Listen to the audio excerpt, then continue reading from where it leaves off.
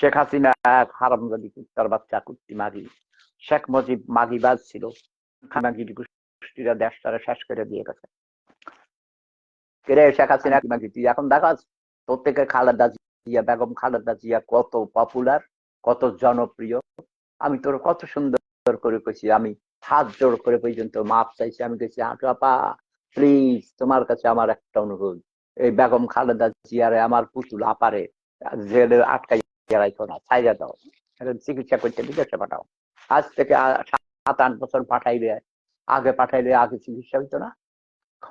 আমি বলেছি অ্যালার্ট, শেখ হাসিনাকে বলেছি শাড়ি পরবা, শাড়ির নিচে ব্রা পরবা, নাহলে তোমার শাড়ি খুলে ফেললে তোমার তো একেবারে বোঝো নাই, পেটিকোট পরতে করেছি। তো কেন বলেছি, শাড়ি টান দিয়ে খুলে ফেললে তখন তো একেবারে ন্যাংটা উলঙ্গ হয়ে যাবে, বুঝো নাই। শেখ রেহানারে যদি এইভাবে উলঙ্গ করে, শেখ রেহানারে 2 বোনকে উলঙ্গ করে যদি নাচানো যাইতো গণভবনের সামনে, তাহলে আরো মজা হইতো, বুঝছো। ইতিহাস একেবারে ভিডিও করে, এটা আমরা ভিডিও করে করে ফিল্ম বানাইতাম ভবিষ্যতে, কোটি কোটি মানুষ দেখতো। পৃথিবীর বিভিন্ন ভাষায় অনুবাদ করে যখন সেরকম আমরা হলিউডে সিনেমা বানাইতাম, বলিউডে বানাইতাম, টালিউডে বানাইতাম, ডালিউডে বানাইতাম, ঠিক কিনা?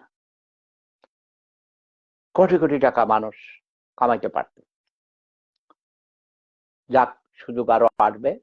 শুনেছি শেখ হাসিনাকে নাকি মোদি নাকি দেখছি বাংলাদেশে পাঠাবে, তখন আগে এইসব করবা, ন্যাংটা করে তারপরে ভিডিও বানাইবা, ঠিক আছে। হাসিনাকে শুধু রেহানার নামে মামলা নাই কেন? এই করতে পারছে, শেখ রেহানা তো আরো খারাপ, কোটি কোটি টাকা কামাইছে, সে নমিনেশন বাণিজ্য করেছে। আমার এলাকায় মেজর রফিক নামে এক কুত্তার বাচ্চারা 5 বার নমিনেশন দিছে, কারণ মেজর রফিক হাসিনা এবং এই হাসিনার ছোট বোন রেহানার দুধ টিপতো, বুঝছো। বুড়া বেটার তো সোনা খাড়াইতো না, ডক্টর ইউনূসের যেমন খাড়ায় না। যুবক, এই যুব সমাজ, মাহবুজ আলম, আমার নানির বাড়ির কাছে বাড়ি রামগঞ্জে। আমি একটা কথা বলবো, নোয়াখালী দ্বারা ছাড়া এই দেশ স্বাধীন হইতো না। কুমিল্লা নোয়াখালী মিলে আমরা দেশ স্বাধীন করেছি, ওকে। আমি তো বৃহত্তর কুমিল্লা নোয়াখালী দেয়, আমরা নোয়াখালী সাতপুরা নোয়াখালী, নোয়াখালীর বর্ডারে আমাকে বাড়ি, ওই জন্যই আঙ্গ বাড়ি নোয়াখালী, নোয়াখালীর লগে সমনি কলেজে লেখাপড়া করছি।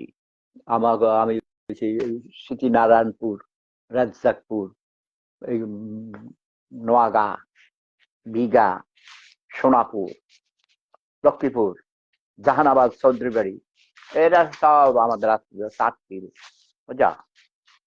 তারপরে আমি সব গ্রামে গেছি, তোমরা পাগল হয়ে যাই। যুদ্ধের সময় আমি র্যাকি ছিলাম, বুঝছো।